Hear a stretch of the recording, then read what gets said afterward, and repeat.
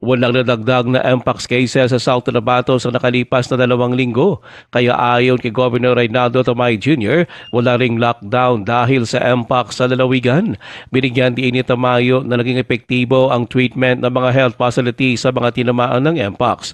Dagdag pa nito, napigilan din ang pagkalat ng mpox sa lalawigan dahil sa mahigpit na surveillance at monitoring. Sa katunayan, ayon pa kay Tamayo, lahat ng mga naka-close contact ng mga nagpositibo sa mpox sa lalawigan ay agad na trace at na-isolate.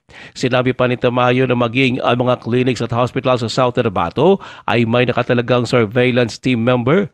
Layo nito ayon pa sa gobernador na malaman kaagad kung sino ang posibleng infected ng mpox para agad na ma-isolate.